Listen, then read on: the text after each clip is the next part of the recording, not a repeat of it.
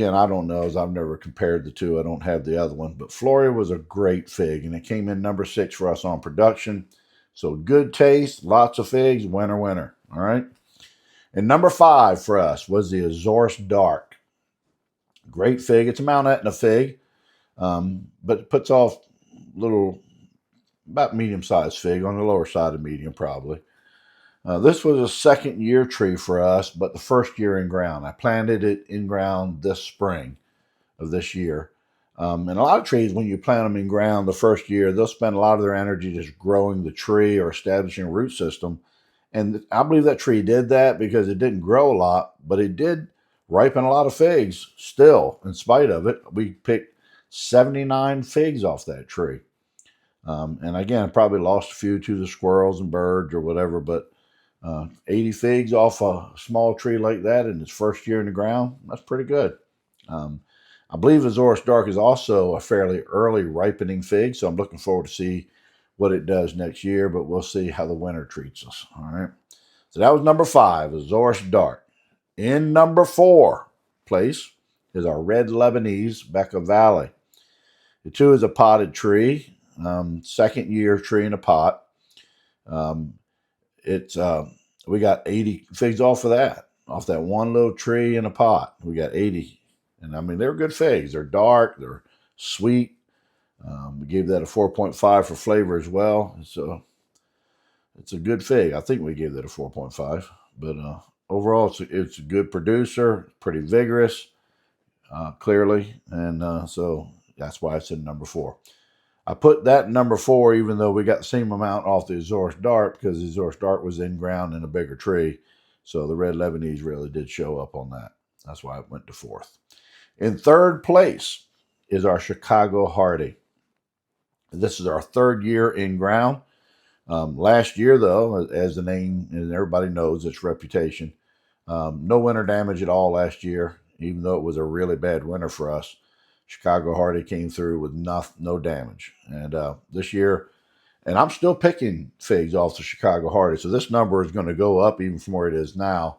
I'm still getting probably 4 or 5 figs every day or every other day off our Chicago Hardy.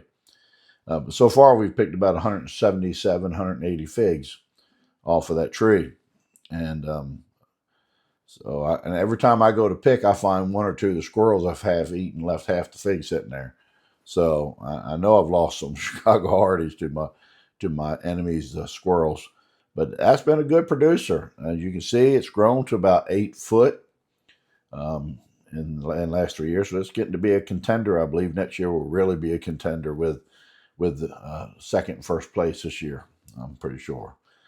And there we go. Let's move on to second place. In second place is Big Green, a.k.a. Brooklyn White. It is every year because no matter what you say, the thing is a beast, and it produces.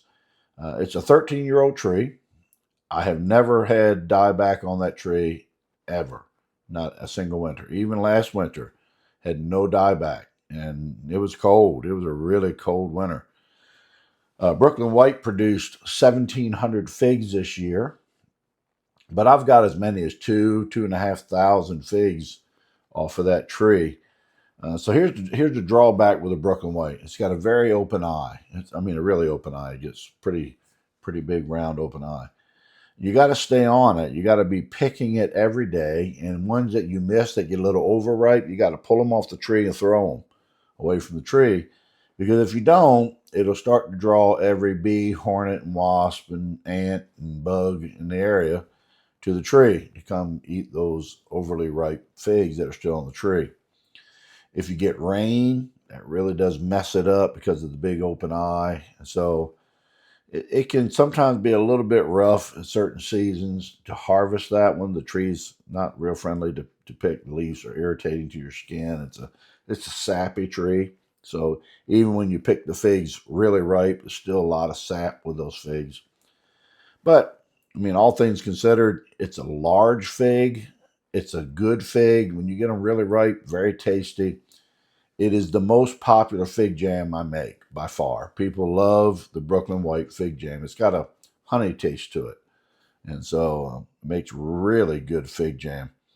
1,700 medium, well, no, 1,700 large to extra large figs.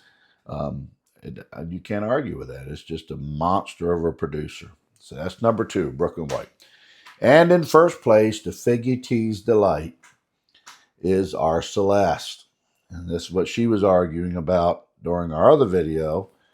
Again, that was really focused more on flavor. And Celeste, by the way, I put it in 7th place on our taste thing. But Celeste is an exceptional, it's a delicious fig. I'm not taking anything from its taste. It's a good eating fig. I mean, really good to eat them right off the tree. Very, very light berry flavor, but mostly just a sugary, sweet flavor.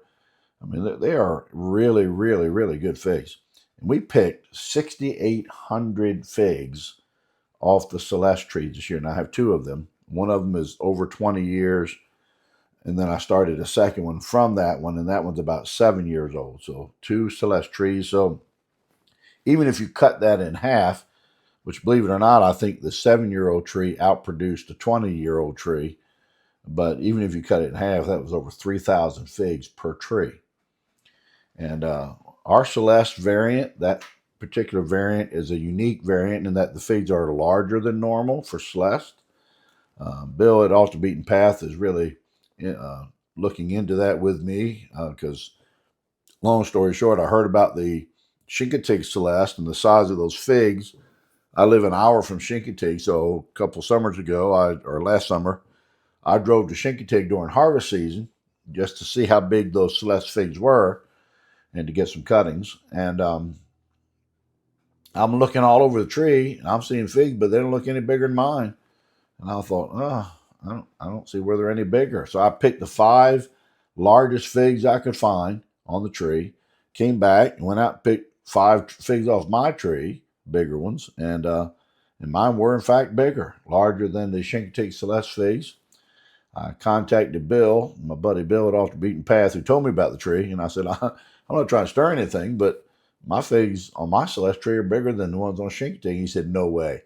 And I sent him the pictures, and I keep sending him pictures every year. This year, my largest Celeste fig was 41 grams. That's a big fig for Celeste. But every day during the prime harvest time of Celeste, I was picking a ton of figs at 25 grams and higher every day, lots of them. And so many of them broke 30, 33 grams, 35 grams. So they're pretty good size. They're tasty, and boy, do they put off a lot. So that's why it's in number 1, our Celeste. And so there you go, our top 6 producers for this year. And number 1, Celeste. Number 2, Brooklyn White. Number 3, Chicago Hardy. 4, Red Lebanese. 5, Azores Dark. And 6th place is Floria. All right, guys. So next year, we'll see who takes the lead. Guys, have a good one.